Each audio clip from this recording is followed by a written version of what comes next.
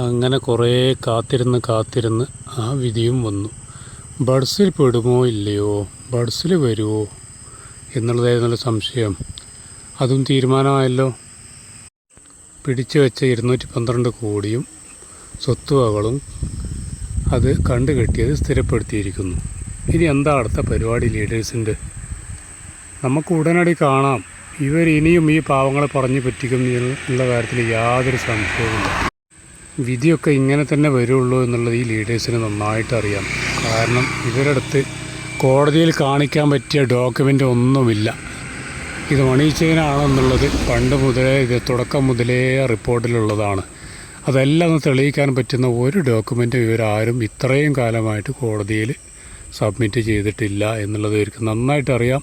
പക്ഷേ വിധി വരുന്നത് എങ്ങനെയെങ്കിലും അങ്ങോട്ട് നീണ്ടു പോയിട്ട് കുറേ കാത്തിരുന്ന ആളുകൾ മടുത്തു പോവുകയോ അല്ലെങ്കിൽ മറ്റേതെങ്കിലും ബിസിനസ്സിലേക്ക് ചേക്കേറുകയോ ചെയ്താൽ നമുക്ക് തടിക്ക് വല്ല കേടില്ലാതെ, കേസുകളൊന്നും കൂടുതലില്ലാതെ രക്ഷപ്പെടാം എന്നുള്ളതായിരുന്നു ഈ ലീഡേഴ്സിൻ്റെ ഒക്കെ പ്ലാൻ.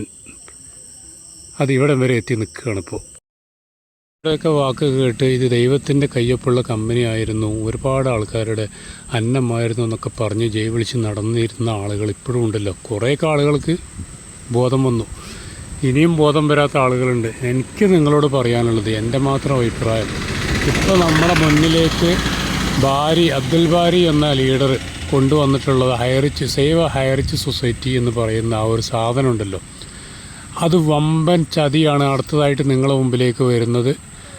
അത് ഇനിയും വലിയൊരു തട്ടിപ്പിലേക്കാണ് നിങ്ങളെ കൊണ്ട് ചാടിക്കുന്നത്. പുഞ്ചിരിച്ചുകൊണ്ട് നിങ്ങളുടെ കഴുത്തറുക്കുന്ന ഒരു സാധനമാണ് എന്ന് ഞാൻ പറയുന്നു. അതുകൊണ്ട് ഒരു കാരണവശാലും അതിൽ നിങ്ങൾ ചെന്ന് പെടരുത് എന്നാണ് എനിക്ക് പറയാനുള്ളത്. ആ ഒരു സാധനം ഇവിടെ കൊടുന്ന് അതിലെ ആളുകളെല്ലാം ജോയിൻ ചെയ്യിപ്പിക്കുന്നതിലൂടെ, അതിന് പിന്നിൽ പ്രവർത്തിക്കുന്നവർ ബാരി സാറ് മാത്രമല്ല, ഒരുപാട് ആളുകളുണ്ട്. അവരൊക്കെ ലക്ഷ്യം വെക്കുന്നത് പ്രധാനമായിട്ടും 3-4 കാര്യങ്ങളാണ്. ഒന്നാമതായിട്ട്, ഈ മനക്കരുത്തില്ലാത്ത ആളുകൾ, ജീവിതം വഴിമുട്ടിയ ആളുകൾ ഒരുപക്ഷെ ആത്മഹത്യയെക്കുറിച്ച് ചിന്തിച്ചേക്കാം. അവരെ അതിൽ നിന്ന് പിന്തിരിപ്പിക്കുക, അല്ലെങ്കിൽ അവർക്ക് ഇനിയും പ്രതീക്ഷകൾ കൊടുത്തിട്ട് അവരെങ്ങനെ വെയിറ്റ് ചെയ്യിപ്പിക്കുക എന്നുള്ളതാണ് അതിൻ്റെ ഒരു കാര്യം. രണ്ടാമത്, ഈ ഒരു പ്രതീക്ഷയിലൂടെ നമ്മളെന്തൊക്കെ ചെയ്യുന്നു എന്ന് കാണിച്ച് നമ്മൾ വിട്ടുകൊടുക്കില്ല. അത് നമ്മുടെ അടുത്ത് ന്യായമുള്ളത് കൊണ്ടല്ലേ നമ്മൾ ഈ പോരാടുന്നത് എന്നൊക്കെയാണല്ലോ പറയുന്നത്. അപ്പോൾ ഈ പോരാട്ടം, വമ്പൻ പോരാട്ടം ഞങ്ങൾ കാഴ്ചവെക്കുന്നു, ഞങ്ങൾ തോറ്റു കൊടുക്കില്ല, നമ്മൾ സത്യമാണ്, സത്യമേ വിജയിക്കൂ എന്നൊക്കെ പറഞ്ഞ് നടക്കുമ്പോൾ കേസിനൊന്നും പോവാതെ ഈ പാവങ്ങൾ, മണ്ടന്മാർ, വിവരമില്ലാത്തവർ, അറിവില്ലാത്ത ആളുകൾ ഇത് നോക്കിയിരിക്കും. കേസൊന്നും വരാതിരിക്കുമ്പോൾ ഇവർക്ക് പതുക്കെ രക്ഷപ്പെടാനുള്ള വഴിയും തെളിയും. മൂന്നാമത്തെ കാര്യം എന്ന് പറഞ്ഞിട്ടുണ്ടെങ്കിൽ, ഇവരെ ഒക്കെ ഒരു കമ്മ്യൂണിറ്റിയുടെ ഭാഗമാക്കിയിട്ട് ഒന്നിച്ച് നിർത്തിക്കഴിഞ്ഞാൽ ഇവരെ കൊണ്ട് വേറെയും ഉപകാരമുണ്ട്. പതുക്കെ അവരെ നടത്തിക്കൊണ്ടിരിക്കുന്ന ബിസിനസ്സിലേക്ക് ഇവരെ ജോയിൻ ചെയ്യിപ്പിക്കുകയും അവരെ കയ്യിലുള്ള വാശും കൂടെ അതിലേക്ക് നിക്ഷേപിക്കുകയും ചെയ്യുക. അതിൽ നിക്ഷേപിക്കാൻ അവരെ പറഞ്ഞ് മനസ്സിലാക്കി കൊടുത്ത് അവരതിലേക്ക് പെടുത്തുക. എന്നിട്ട് ആ കാശ് കൊണ്ട് അവർ ബിസിനസ് ചെയ്യുക. അപ്പോൾ ആ ബിസിനസ് പതുക്കെ മുന്നോട്ട് പോകുന്നതായിട്ട് തോന്നിക്കഴിഞ്ഞാൽ പതുക്കെ ഈ ഒരു ജനത, ഈ ആയിരക്കണക്കിന് ആളുകൾ വരുന്ന ഈ പാവങ്ങൾ പതുക്കെ ഹൈറിച്ചിലുള്ള പ്രതീക്ഷ കുറയുകയും ചോദ്യവും പറച്ചിലൊക്കെ നിൽക്കും. ഈ കിട്ടുന്നത് കാശ് കൊണ്ട് തൃപ്തിപ്പെട്ട് തൽക്കാലം ജീവിതം അങ്ങോട്ട് മുന്നോട്ട് പോകാനും ഇവരെ മുമ്പിൽ ഈ ലീഡേഴ്സൊക്കെ നല്ല ആളായിട്ട് ചമഞ്ഞ് നടക്കാനും ഇവർക്ക് കഴിയും. ഇതാണ് ഒരു കാര്യം. പിന്നെ ഒരു കാര്യത്തിനോട് സാധ്യതയുണ്ട്. കേസ് നമ്മൾ വിട്ടുകൊടുത്തിട്ടില്ല, നമ്മൾ ഇനിയും ഫൈറ്റ് ചെയ്യും, ഹൈക്കോടതിയിൽ ഫൈറ്റ് ചെയ്യും എന്നൊക്കെ ഇതിനിടയിൽ കൂടെ പറയുന്നത് കേട്ടു. അതിന് സാധ്യത വളരെ കുറവാണെങ്കിലും ഇവരെ പോലുള്ള ആളുകളെ പിടിച്ചു നിർത്താൻ അങ്ങനെ ഒരു നാടകം ഒരിക്കൽ കൂടി കളിക്കാനുള്ള സാധ്യതയുണ്ട്. പക്ഷേ അതിനും തല വെച്ച് കൊടുക്കേണ്ടത് ഈ പാവങ്ങൾ തന്നെ ആയിരിക്കും. നമ്മളെല്ലാവരും ഒന്നിച്ചു നിന്നാൽ നമുക്ക് ജയിക്കാൻ കഴിയും, സത്യത്തെ നമുക്ക് വിജയിപ്പിക്കാൻ കഴിയും, അസത്യത്തെ പരാജയപ്പെടുത്താൻ കഴിയും. ഹൈക്കോടതിയിൽ നമുക്ക് വിശ്വാസമുണ്ട്. ഇതുവരെ പറഞ്ഞത് കോടതിയെല്ലാം വിശ്വാസമുണ്ട്, കോടതി പറയട്ടെ എന്ന് പറഞ്ഞ് മറ്റുള്ളവർ തെറി വിളിച്ച് നടക്കുകയായിരുന്നു. ഇപ്പോൾ എന്തായി?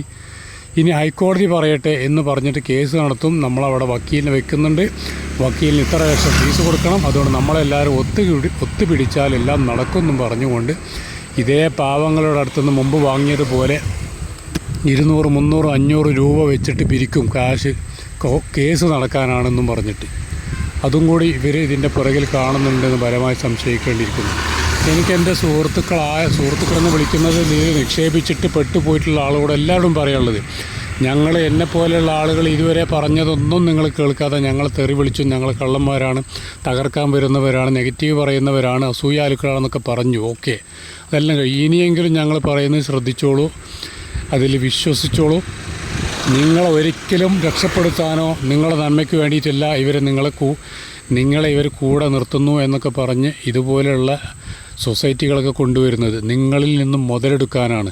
അവരുടെ വിജയത്തിനും അവരുടെ നേട്ടത്തിനും വേണ്ടി മാത്രമാണ് എന്നുള്ളത് ഇനിയെങ്കിലും നിങ്ങൾ തിരിച്ചറിയുക. ഈ ഒരു ഹൈറിച്ച് ഓൺലൈൻ ഷോപ്പിംഗ് എന്നൊരു കമ്പനി ഒരു കാരണവശാലും 1% പോലും സാധ്യതയില്ല അത് തിരിച്ചു വരാൻ. കാരണം എന്നുള്ള ഒറ്റ വാക്കേ ഉള്ളൂ, ഒറ്റ കാര്യമേ ഉള്ളൂ അതിന്. ഇത് കോടതിയിൽ ഇത് ജെനുവിൻ കമ്പനി ആയിരുന്നു, ജെനുവിൻ ബിസിനസ് ആയിരുന്നു തെളിയിക്കാനുള്ള ഒരു രേഖ ഇവരുടെ കയ്യിലില്ല എന്നുള്ളതാണ് വാസ്തവം. നിങ്ങൾ ഇത്രയും കാലമായിട്ട് ഇവർ പറഞ്ഞ കള്ളങ്ങളെല്ലാം വിശ്വസിച്ച് നടന്നില്ലേ?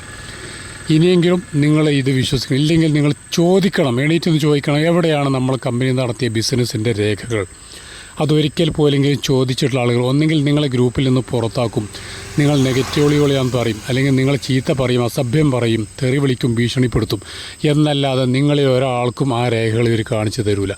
നിങ്ങൾക്ക് ബുദ്ധി ഉണ്ടെങ്കിൽ നിങ്ങൾ അപ്പം മനസ്സിലാക്കാം ഇവർ കള്ളമാണ് പറയുന്നത്, കള്ളത്തരമാണ് പറയുന്നത് എന്നുള്ളത്. ഇതിൽ കൂടുതൽ എന്താ നിങ്ങൾക്കിപ്പോൾ പറഞ്ഞ് മനസ്സിലാക്കി തരേണ്ടത്?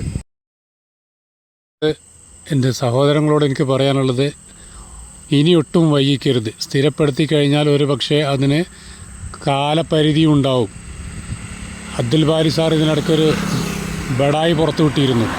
അഥവാ ഇൻ കേസ് നെഗറ്റീവ് വിധിയാണ് വരുന്നതെങ്കിൽ സർക്കാർ പൈസ തരും, പോസിറ്റീവ് ആണെങ്കിൽ കമ്പനി പൈസ തരും എന്ന്. നെഗറ്റീവ് വിധിയാണെങ്കിൽ കമ്പനിയുടെ അടുത്ത് ലിസ്റ്റ് വരും, സർക്കാരിൻ്റെ അടുത്ത് കോടതി വഴി ലിസ്റ്റ് വരും. ആ ലിസ്റ്റ് പ്രകാരം പണം വിതരണം ചെയ്യും എന്നുള്ള ഒരു മഹാമണ്ടത്തരം നിങ്ങളെ മുമ്പിൽ വിളിച്ചു പറഞ്ഞിരുന്നു. നിങ്ങൾ പലരും അത് വിശ്വസിക്കുകയാണോ? അങ്ങനെയൊന്നും ഒരിക്കലും സംഭവിക്കില്ല.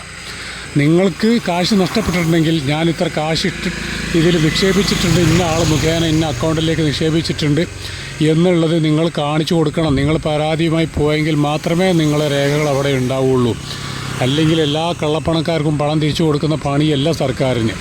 നഷ്ടപ്പെട്ടവർ അതവിടെ ബോധ്യപ്പെടുത്തിയെങ്കിൽ മാത്രമേ കിട്ടുള്ളൂ. എനിക്ക് പറയാനുള്ളത്, ഒട്ടും വൈകിക്കാതെ അതിനുള്ള പരിപാടികൾ ചെയ്തുകൊള്ളുക, അല്ലെങ്കിൽ നിങ്ങൾക്ക് ആ സാധ്യതയും നഷ്ടമാവുന്നതാണ്. അല്ലാതെ ആത്മഹത്യയോ മറ്റെന്തെങ്കിലുമോ ഒന്നുമല്ല ഇതിന് പരിഹാരം. നിങ്ങൾക്ക് പരാതി കൊടുക്കാം, കാശ് കിട്ടുന്നത് ഒരു പക്ഷേ വൈകിയാണെങ്കിലും കിട്ടിയേക്കാം.